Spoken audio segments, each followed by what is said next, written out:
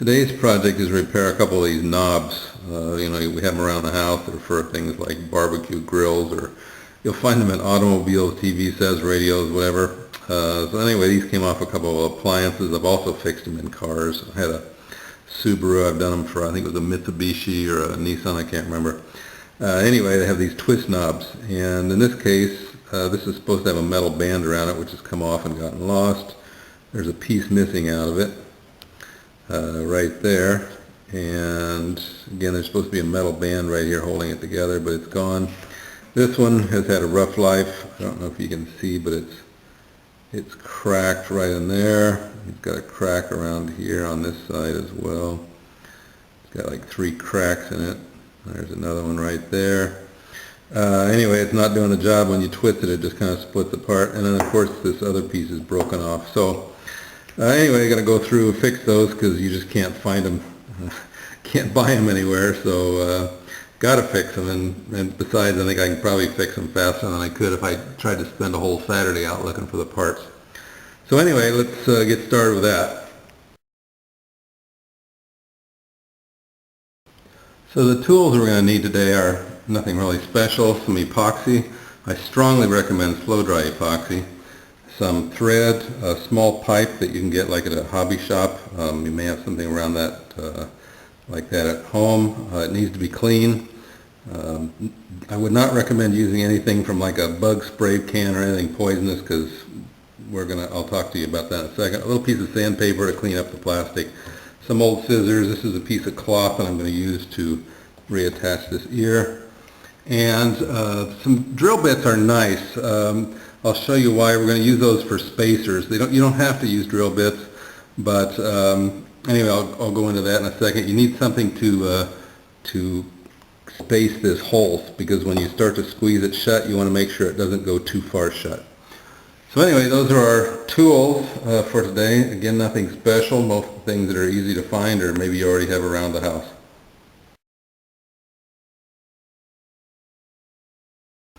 This type of knob goes on a shaft that looks like this. It has a flat spot on it. I'm sure you've all seen one like that.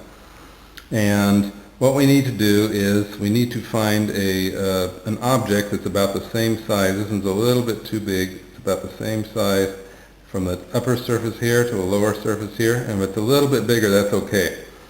What we don't want is a little bit smaller. So anyway, we're going to use this drill bit, and we're going to place it in here when we're wrapping it, so that it doesn't squeeze this ferrule shut, because if the ferrule is too tight, it won't go back on the shaft again.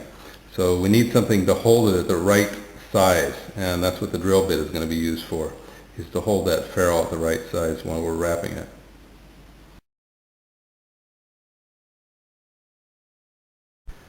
The next step is, if you have any broken pieces that came out of this ferrule, this part right here, if you have any broken pieces, glue them back in there. It doesn't have to be glued in really strongly. You just want them in place. You want them held in place. Because when we start to work, we don't want to have to fiddle around with it. We want to make sure that everything's in place, and all we have to do is wrap. That'll keep us busy enough. So this piece came out right there. I know it's hard to see, but it came out of that spot. So I'm going to glue that in off camera. As you can see, the broken piece has been placed in here, right in there. It's been glued in place. It's not quite dry yet, so I can't start. But what we want is we want all the pieces glued in place. It doesn't have to be real strong. They just have to be there so that when we start to repair it, it doesn't fall apart. And then, of course, this drill bit will be placed inside there to make sure that this is not squeezed shut. You can see that that's got some gaps in there. We want to make sure that this hole does not get squeezed shut, or it'll never go back on the shaft again, and we'll have to start over.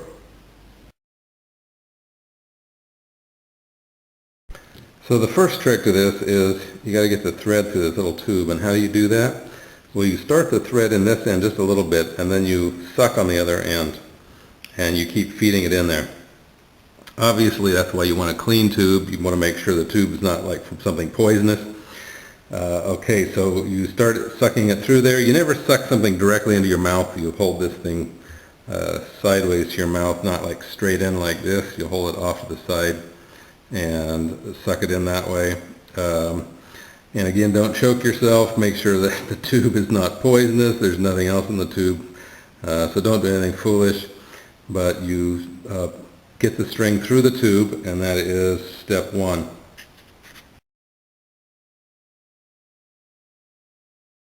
Now you're going to say, wait a minute, that's not a drill bit, but you're right. What I found is I found this wooden dowel that's a better fit for the shaft. It's a better spacer, and it's also a little bit shorter, which helps because when I'm wrapping this, it'll be out of the way on this end. So anyway, there's no hard and fast rule on it. Drill bits are nice because they come in all sorts of sizes, but in this case I found something better, so I'm going to go with that.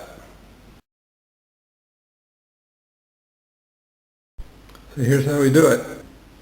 Going to take some epoxy, put it on our ferrule.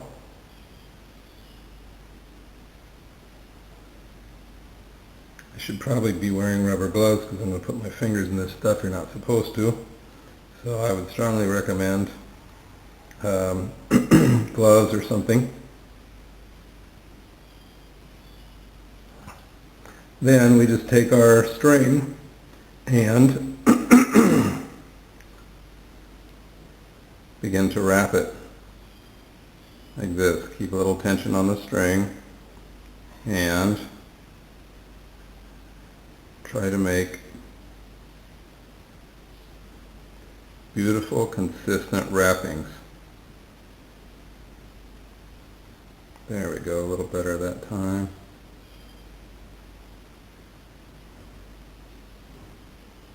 This is why I recommend using slow dry epoxy.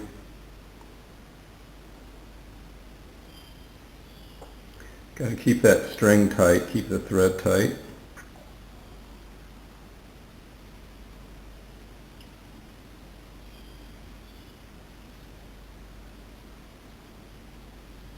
Okay, right to the edge. Now what I'm going to do is I'm going to rub the epoxy into the thread like that.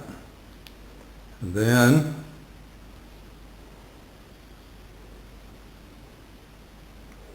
I'm going to put another layer on there. It's not always necessary. The stronger you want it, the more layers you use. So now I'm going to go back the other way. And it's best if you can just lay the thread right next to it, the previous layer or the previous piece.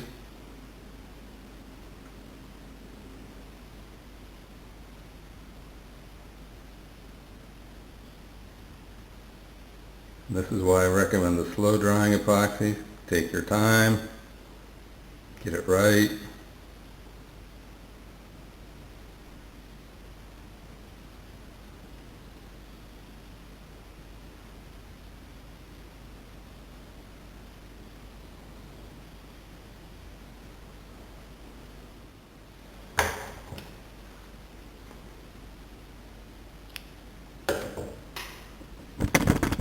Don't bang the camera. Okay, when you get that part done, you take a little bit more epoxy.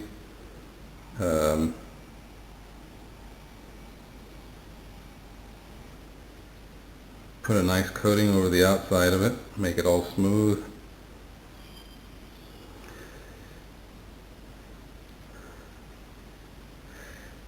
Make sure that the thread is soaked with epoxy.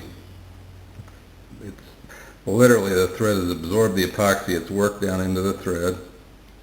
And that's it. Then you can put it aside and let it harden.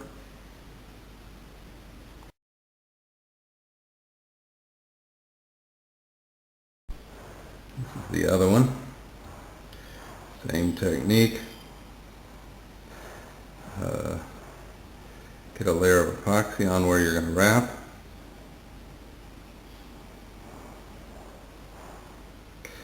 Keep it in focus.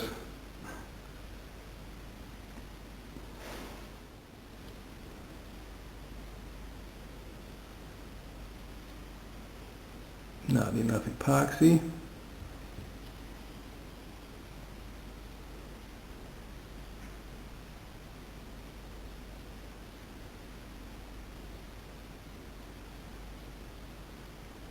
Keep the thread taut.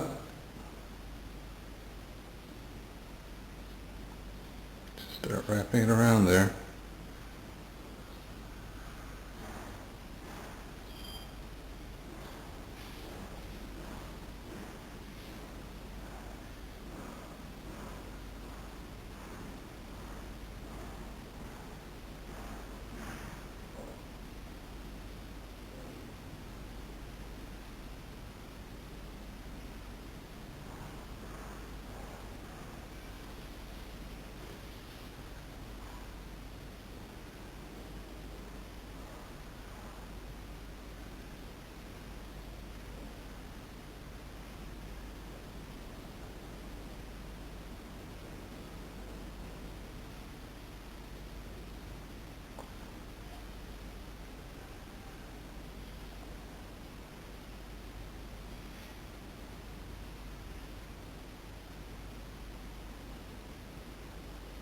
Typically, you want to use the fewest layers possible because sometimes there's an issue with the amount of space around this shaft, and if you get it too thick, it won't go back in there into the appliance.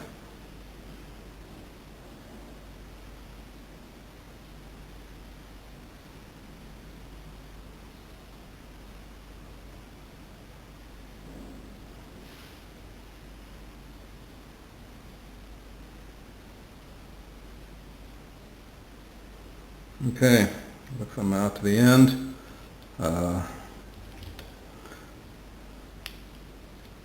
Oops, getting off camera. Once again, coat the threads with a layer of epoxy and really work it in there. Like that. Again, I really shouldn't be using a bare finger. You want to use gloves or something, but that's about it. Clean it up here a little bit. Easier to clean it up when it's wet.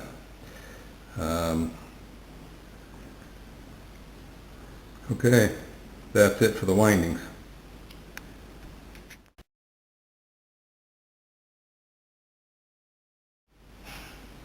The next step on this part is to replace this broken piece here, and what I'm going to use is I'm going to use some little strips of cloth, and I'm going to put them in the epoxy, get them all gooped up. I'm going to put them in here, and this is going to help hold the epoxy to the plastic, and it's also going to add reinforcement. So it's a little bit like carbon fiber, except I'm just using a piece of linen. Okay, so I'll get started with that, and I'm going to do a little bit off camera, and then I'll get back and show you. The first step on this is to glue it together like this, and then you can see where I roughed it up with sandpaper, and I did that down inside there too. So the next step is I'm going to lay those, I've got some strips of cloth, which I didn't show you, like this. It's just some cloth that I've rubbed with wet epoxy. So those I'm going to put in there next. And again, I'll do that off camera. It's terribly messy and I don't want to get it onto the camera. So if you'll forgive me, I'll be back shortly. As you can see, I have taken those cloths that are soaked with epoxy and I've pushed them down in there, stuck them to the surface, and probably going to add a little bit more epoxy in there because I've got it. Might as well use it rather than throw it away. But this is pretty much the basics of it. And this is how I'm going to let it sit up. I'm going to have to clean out some of the stuff in the hole here, but I'd rather do that later. I don't want to fuss around with this too much until it's hardened.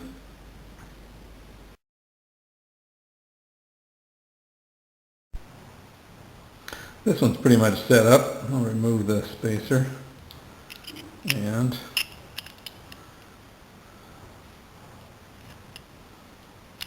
cut that string, remove those.